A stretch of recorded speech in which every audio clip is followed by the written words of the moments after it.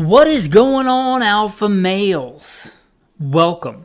Saddle up for another episode of Alpha Male Podcast, where we talk about what it means to be a man the right way, with Almighty God at the center, Judeo-Christian values, and real-world first-hand experience. Do you want it bad enough? Fill in the blank. X, whatever X is. Do you want this thing bad enough? So we're going to talk about today. I'm going to throw in a quick bio because why you should listen to this guy. Not because I have a microphone, not because I have a podcast. So I'm going to throw in the bio, the things that God's allowed me to do in life, and then we'll get into the main topic. If you want to skip it, skip around 2 minutes. I'll roll into a quick abbreviated bio and then into the main topic. First and foremost, I am a Christian. I don't apologize for that. God is number one in my life. I grew up hunting and fishing in the backwoods of the southeastern United States at a very early age. Some of my earliest memories are with firearms. I joined the Marine Corps at 17, did a couple of combat tours in Iraq. By God's grace, He got me through that safely. After that, I served as an instructor. An urban warfare instructor and a desert warfare instructor for the United States Marine Corps. I also served with the LAPD, both full-time as a sworn police officer and in some more specialized assignments, as well as serving in the U.S. Army, full-time and part-time National Guard. I've been a FBI firearms instructor, still am an FBI firearms instructor, have been for a lot of years. Also NRA certified and some other three-letter government agency certified. I've been a private contractor for a three-letter government agency I won't specify. I've been the commander of a tactical team in a large metropolitan area. By God's grace, He got me through all that in one piece, not because I'm better, but because He chose to have grace and mercy on me. I've been a professional hunter and guide. Professionally hunted things like buffalo and elk. Not many people today can say they've done that, but I'm blessed to be able to say that I have. I've hunted everything from white-tailed deer on the East Coast to mule deer on the West Coast to gray squirrel on the East Coast to prairie dog on the West Coast and elk and bear and wolf and slain all manner of beast. A state rifle and pistol champion a few times over in a few different disciplines. Now those experiences, it's not because I'm bigger or badder. Certainly not bigger. In fact, I met one of the patrons in real life, and he said something to the effect of, "I thought you'd be bigger."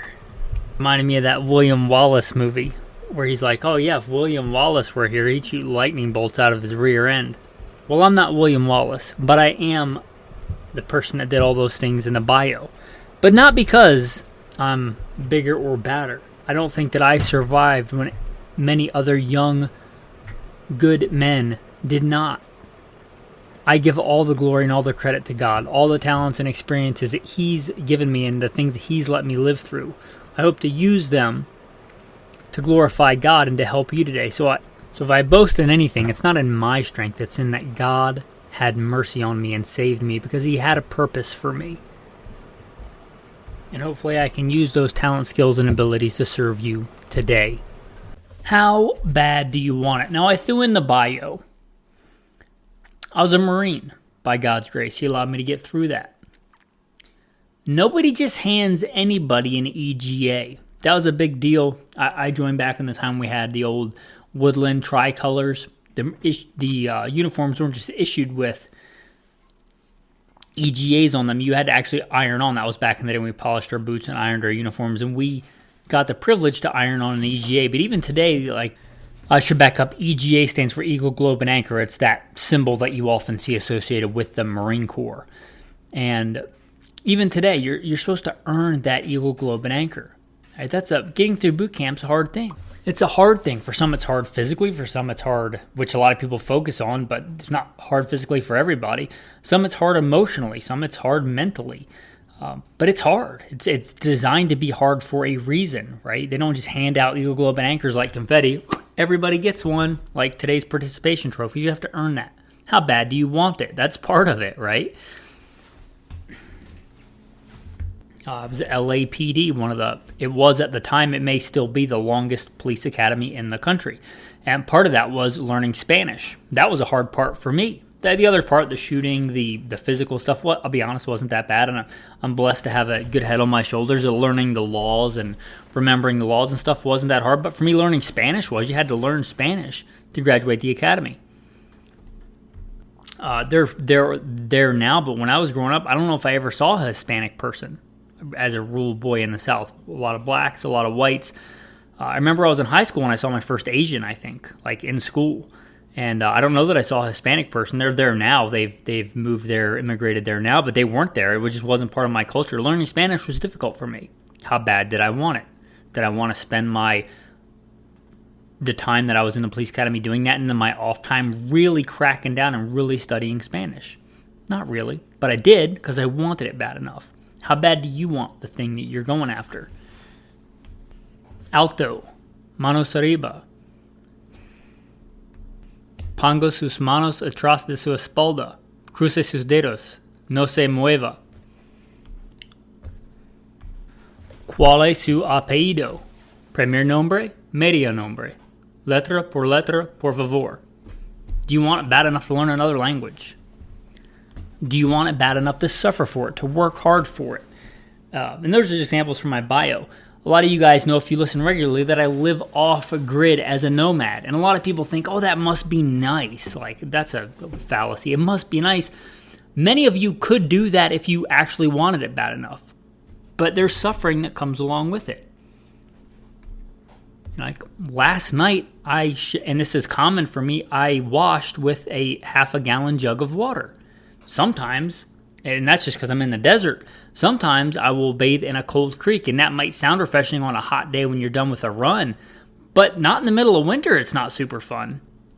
Like, how bad do you want it?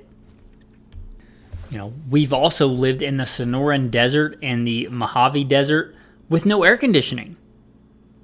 How bad do you want it? Do you want it bad enough to be out in 110 degrees with no air conditioning? You don't want it that bad then. I've been doing this podcast. I recently took another job to make money, which I'll get to, but for years I did this podcast as my full-time job. And people will say, well, that must be nice, but I also busted my butt and lived off of savings because for years I worked really hard and worked a lot of long hours, far more than 40 hours a week, and I literally lived in the ghetto and saved up money.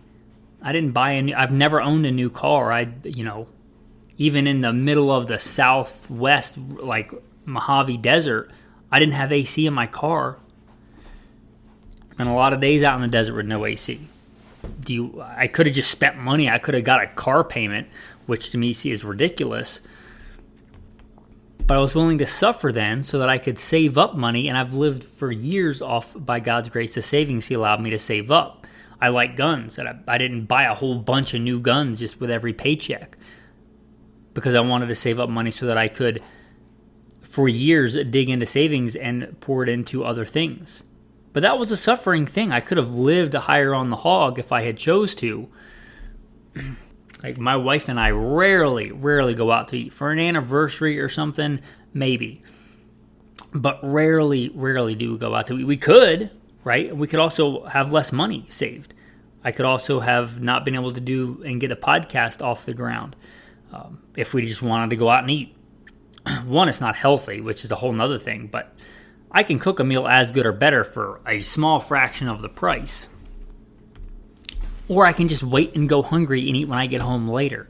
Just because, like, I'm out and about and I'm hungry.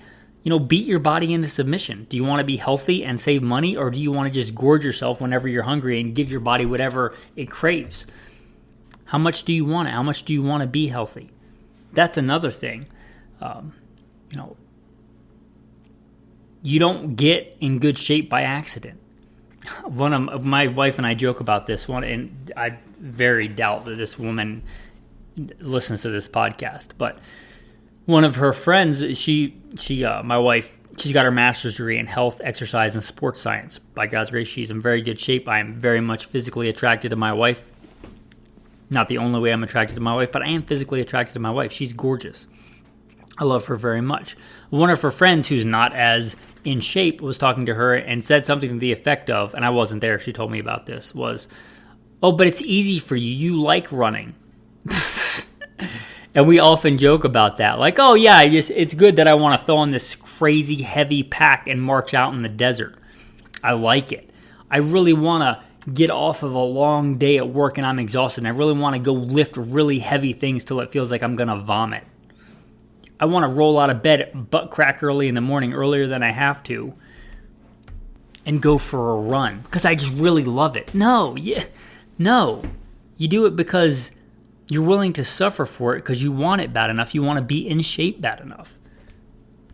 Yesterday I ate spinach out of a can. I suppose for the same money I could have eaten, like, I don't know what normal people eat, Frosted Flakes or Doritos. It would have been more enjoyable.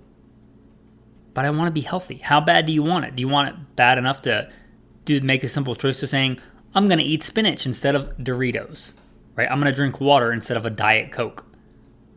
How bad do you want it? That's not even that hard. But a lot of people don't want it that bad. They want to eat what tastes good instead of what's actually good for them because they don't want to even suffer a little bit. Eating healthy is not complicated. People just don't want to do it. Like an elementary school kid, I could post to them and they would know what's healthy and not healthy, right? If I said this grilled chicken breast or a Little Debbie snack, which one of these is healthy? Right? It's not rocket science. What a person 200 years ago recognized it as food. You gave somebody 200 years ago, or a Native American from a couple hundred years ago, a box of Fruity Pebbles. Would they think that was food, or would they try and string it around their neck because they had no idea it was food? Right? What is actual human food? Right? It's not complicated. You just don't want to suffer for it, for being in shape. Running is not complicated. You put one foot in front of the other fast. It's not fun. Hopefully the more in shape you get, the quicker you run. It's still not fun. There's like the runner's high and things like that, and I really enjoy the feeling after I run. But getting started running, ugh. Maybe somebody likes that, but it ain't me and it ain't my wife. I really don't like rucking. I do it to stay in shape for good times and bad times. Throwing on a giant heavy pack, compressing my spine, and hiking on uneven ground in the wilderness, or on a treadmill is even worse. I don't enjoy that. I try and make it as enjoyable as possible. I like being out in God's creation, but I don't like having a big giant sack on my back. That's not fun. You don't do it because it's fun. You do it because you are willing to, you want something bad enough. You want to be in shape bad enough. My wife and I often joke when we're working out. It's one of the things we like to do together is work out in the evenings when we can together. Sometimes our schedules don't line up, but weights are heavy.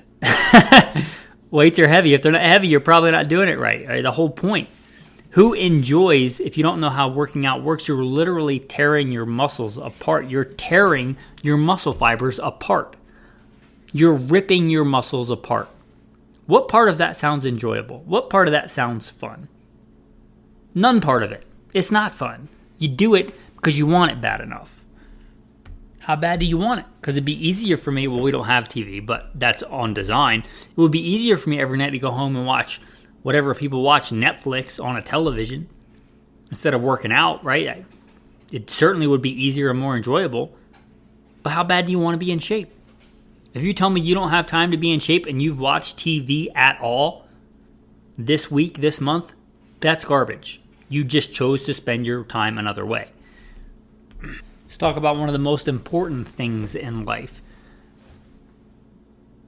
Your relationship with Almighty God, your salvation, your spiritual health. How bad do you want it? And you're saved by grace, not by works. Let me be clear about that. But growing closer to God, right? If I'm being honest, I would probably rather play around on some social media app than read my Bible. But by God's grace, I try and read my Bible every day. I try and wake up and read my Bible. It would be easier to wake up and roll over and grab my little Babylonian rectangle, as I've heard people call it, and just stimulate myself with nonsense, or even worse, sinful stuff. That would be easier, more enjoyable, if I'm being honest, more pleasurable. Sin can be very pleasurable. Do I always want to wake up, roll over, and start reading and studying in the Bible? Be honest, no, I don't. but I want that bad enough to do it. Do I often feel like getting on my knees and praying? No, that's why I do it, especially the times when I really don't feel like humbling myself, getting on my knees and praying. Those are the times I really probably should do it. How bad do you want it? How bad do you crave God? Like a nursing infant craves its mother. Like a hungry man craves food. Is that how you crave God? Are you willing to how bad do you want it? How bad do you want a relationship with God? How bad do you want a deeper relationship with God? What do you want? What are you doing about it? What do you want and what are you doing about it? And let me say this. Life isn't fair. We're not all dealt the same hand. I didn't grow up with a silver spoon. I grew up dirt poor in the South. What you might call today a transient. I mean, we at one point we lived, bounced around with different relatives because we were poor. I am the bastard son of a single teenage mother. I didn't grow up with no silver spoon. And we bounced around from place to place, living with different people that would let us live with them, sometimes related, sometimes very distantly related, trailers and whatnot. Remember when we got our own place to live, I remember like huddling in one room for the heat. And I remember, because we didn't have a phone, walking miles to go use a payphone back when that was a thing. I didn't grow up with a silver spoon. I'm not complaining. We're not all dealt the same hand. Would some things be easier if I was dealt that hand and I just had a trust fund? Maybe. But part of that suffering gives discipline. And God doesn't make mistakes. He didn't make a mistake with me, and he didn't make a mistake with you. He didn't make a mistake with your gender. He didn't make a mistake with when you were born, where you were born. God doesn't make mistakes, and he doesn't make junk. God made you. He made you for such a time as this. He doesn't make mistakes. Whatever circumstances that you were born into, God knows that. That's not a surprise. God's not like, oh, wrong family. Right? God knows. I didn't grow up a Christian. I didn't grow up in wealth. I didn't grow up with a silver spoon. I didn't grow up with a trust fund. I did grow up in America, right? Could have been born in Somalia. We're all dealt a different hand. You could wish that you had this, or you were born this way, or you had $1 million, or you won the lottery. But as my mom used to say growing up, you can wish in one hand and crap in the other, and see which one fills up first. You can wish in one hand and crap in the other, and see which one fills up first. Don't waste all your time wishing. It's good to have dreams and things, but what are you doing? How bad do you want it? Are you doing things to make them come to pass? I'm not talking about playing the lottery. If you win the lottery, great. I'm not going to hold that against you. Good for you. But are you willing to work for and suffer for the things that you want in life? And actually knowing what that is. When I was younger, I grew up poor and a heathen, and I thought that all these earthly things that society and culture says is going to make me happy was going to make me happy. Primarily, honestly, when I was a young man, women. So I messed around with a bunch of women. I'm not proud of that, but it's part of my past. I also got, by God's grace, a very good, powerful job, made really good money, had a couple of cars, had a house in the hills, the California hills. I was doing good for a poor boy from the South. And I was miserable. I was as or more miserable than when I was poor. And that really threw me into depression. Because I thought, obviously something is wrong with me, and something was.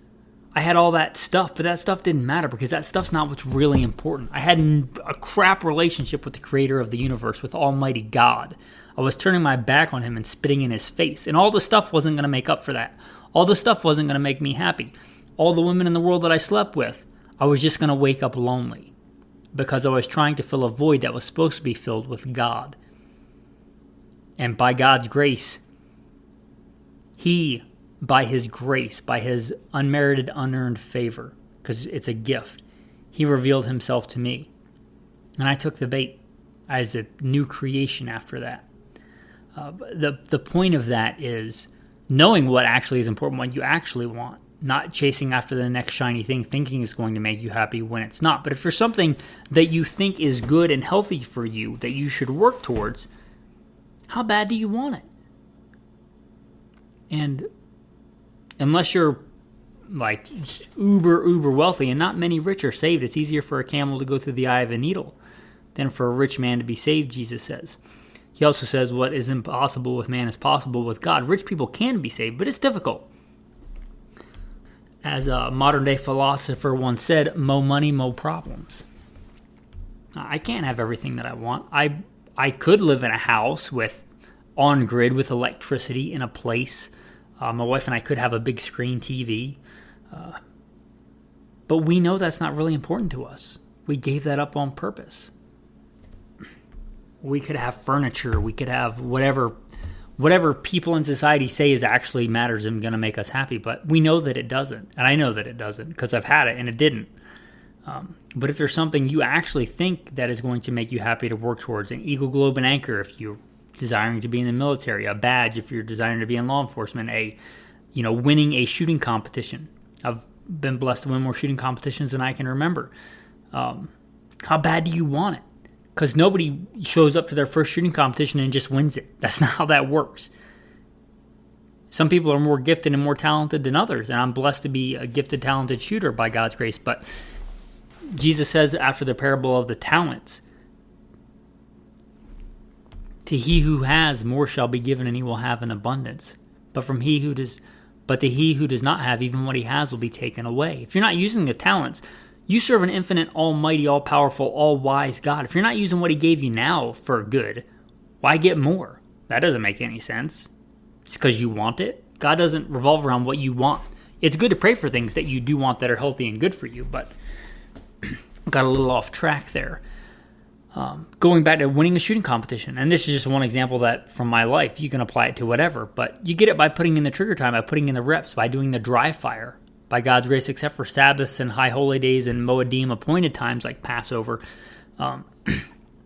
by the grace of God, I dry fire every day. You think I always want to do that? No, I don't. But I do even when I don't want to, just like I work out even when I don't want to. Because I want the thing enough to suffer for it.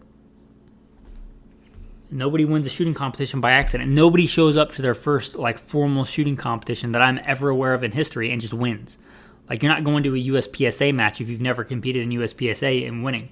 I got disqualified my first USPSA match, and I was already state rifle champion, U.S. Marine, LAPD, and I went to my first USPSA competition and got disqualified. Now, not everyone's going to get disqualified. I have a tough time following rules. But I stuck with it because I wanted it bad enough. Spent a lot of days, a lot of hours, a lot of times. I would work all night as a cop. I started competing in action pistol when I was a police officer. I thought if I got in a shooting that was probably going to be with a handgun, so I should probably be pretty good with it. And cops in general aren't very good handgun shots. You can argue with that if you want, but I do a whole other podcast, Gunfighter Life, that talks about that. And when I showed up and actually competed against guys that were actually good, I realized, I wasn't very good either. And I stuck with it because I wanted it bad enough. And I've won, by God's grace, more shooting competitions than I can remember because I wanted it, because I was willing to suffer for it. I was willing to work all night as a cop, an overnight graveyard shift, and drive a couple of hours and shoot that day and go back and in the desert and just suffer. Because that was my schedule sometimes. And I was willing to do that and just forego the sleep and go through the suffering. Because I wanted it bad enough. I was willing to spend my days off as a cop reloading and, again, doing the dry fire and spending some of my disposable income on ammunition and reloading machines and things like that. And spending my free time doing that. Because I wanted it.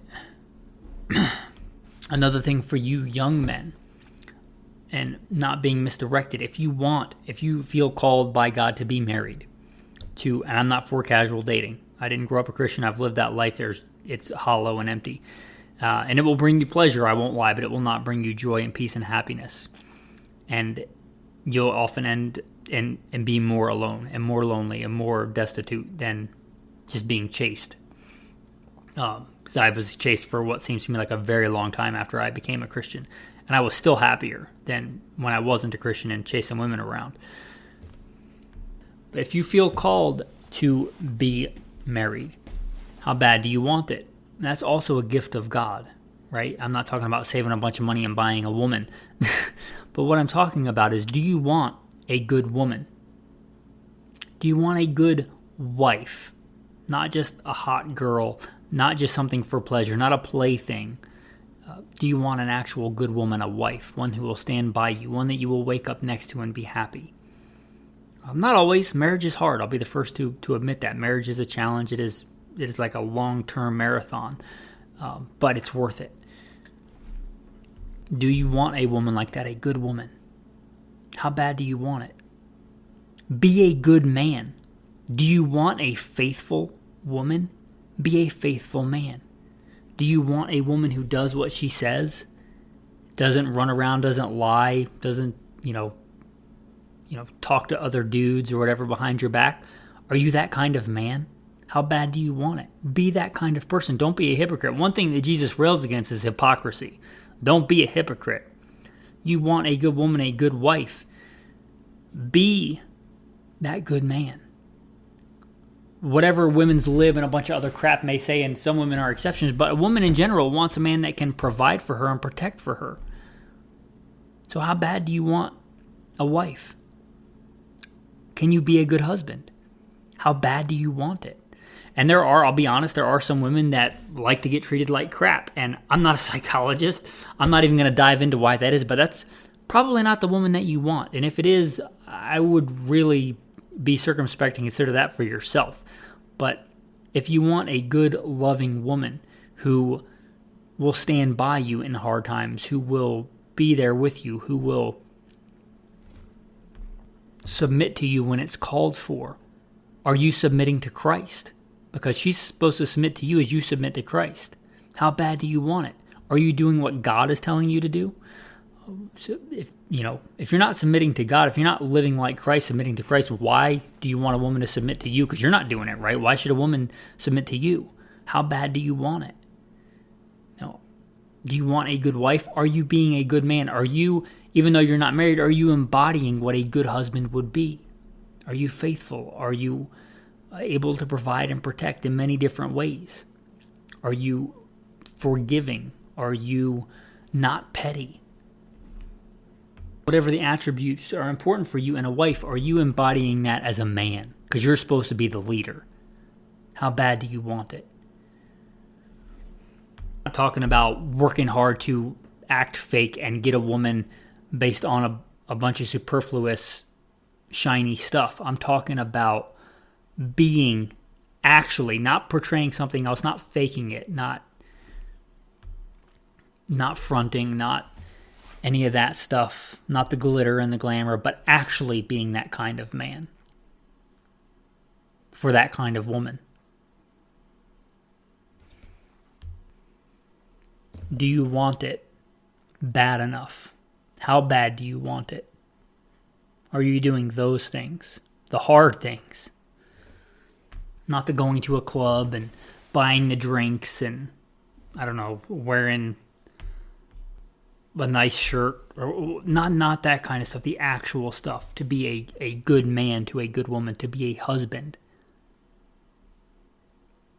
How bad do you want it?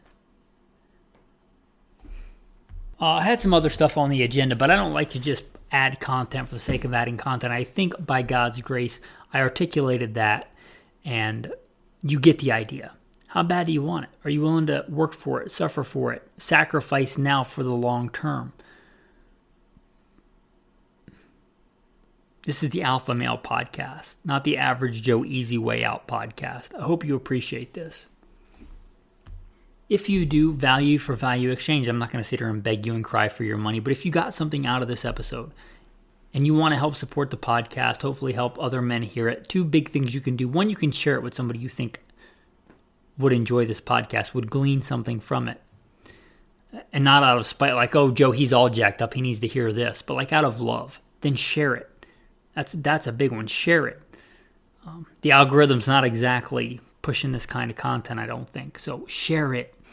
The next one is support if you want to support. There should be a Patreon link in the show notes. And I'm not going to beg you for money. If you got something out of this and you want to support, it is written, you shall not muzzle the ox while it treads out the grain. A laborer is worthy of his wages. I'm taking my time to do this. I'm working another job, a private contractor, a hired gun, a dangerous job, putting my life on the line. And I'm doing that to support myself and my wife and continue to do this podcast. I could just give up on the podcast, but again, how bad do you want it? I've been doing this podcast for a lot of years. Podcasts cost money. Again, if you want to support, consider becoming a patron. If you think this is a message that men need to hear, consider it. With that, your tactical tip of the day and your tactical verse of the day. Now, I mentioned providing and protecting, not just yourself, but those around you, those under you, women and children, orphans, widows. Part of, in modern society, providing and protecting, at least providing, is literally going to the store and buying food.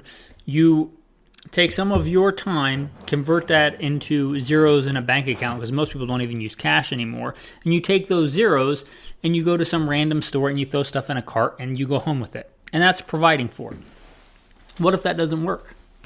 What if you can't go to the store? What if you go to the store and there's nothing there? What if there is no store? Can you still provide? Think about that. Several ways, and I'm not going to tell you how. There's several. I'm not going to tell you how you should do it, but there are several ways, maybe one or more for you. Foraging, something my wife and I like to do together. Hunting, something I really enjoy. Fishing, trapping, growing and gardening, which I'll be honest, I really don't do because we're nomads. But several ways that you can get food, even if you can't do the easy thing and buy food. And I'll be honest, we buy food. Like, I don't completely live like hunting and foraging because I would have to likely break the law to get enough calories to do that as far as meat goes. But where I can, I like to hunt. And there are many ways to get food, right? Food does not come wrapped in cellophane initially.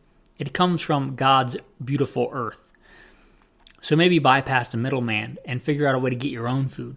Whether it's going out and making a dandelion salad or picking a bunch of blackberries, which soon will be in season, and making your own wine, or catching and cleaning and filleting your own fish, or any number of those things. So gardening, grow your own sweet potatoes.